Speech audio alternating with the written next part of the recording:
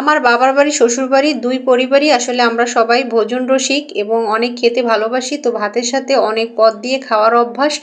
এক পদ দুই পদ দিয়ে আসলে ভাত খেয়ে তৃপ্তি পাই না, কিন্তু গ্যাস সংকটে এখন আমরা কারেন্ট বাঁচাতে আসলে অল্প আইটেম করে থাকি।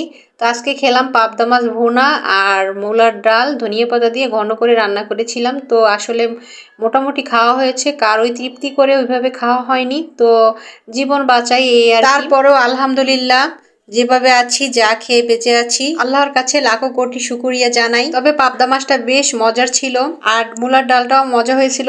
বিকাল হলো, দ্রুত আসরের নামাজ কমপ্লিট করে সবার পেটে আসলে খিদে লেগে গেছে, কারণ দুপুরে তৃপ্তি করে খাওয়া হয়নি, অল্প অল্প ভাত খেয়েছিলাম। তো আমি এখন বানাবো বাঁধাকপির পাকোড়া। এটা অনেক মজা এবং অনেক সুস্বাদু হয়।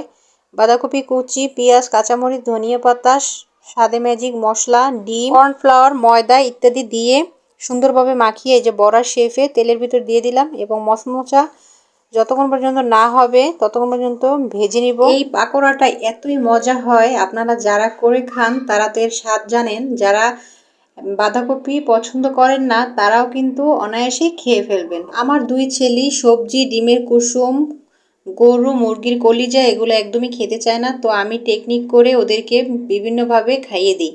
এর ভিতরে দিলে ওরা বুঝতেও পারে না, বিভিন্ন রকমের মশলা দেওয়াতে এর টেস্ট অনেক বেড়ে যায় এবং বোঝাও যায় না যেটা আসলে বাঁধাকপির পাকোড়া।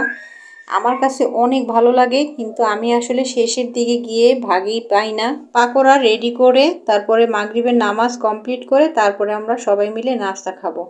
এগুলো প্রায়ই আমার শেষের দিকে হয়ে গিয়েছে। দেখুন কত লোভনীয় এবং কত সুন্দর দেখতে হয়েছে। দেখতে যেমন সুন্দর, খেতেও অনেক মজা। শীতের সময় আসলে সন্ধ্যার নাস্তায় ভাজা পোড়া একটু বেশি ভালো লাগে। মাগরিবের নামাজ পড়া হয়েছে সবার, এখন নাস্তা ওদের সামনে পরিবেশন করে দিলাম। আর শেষের দিকে আমি এই যে আমার ভাগে এই কয় পিসই রয়েছে। তো আমি টমেটো সস শেষ হয়ে গিয়েছে, আছে চিলি সস। তো চিলি সস দিয়ে আমি এখন মজা করে খাবো, ঝাল ঝাল, আসলে খুব মজা লাগে।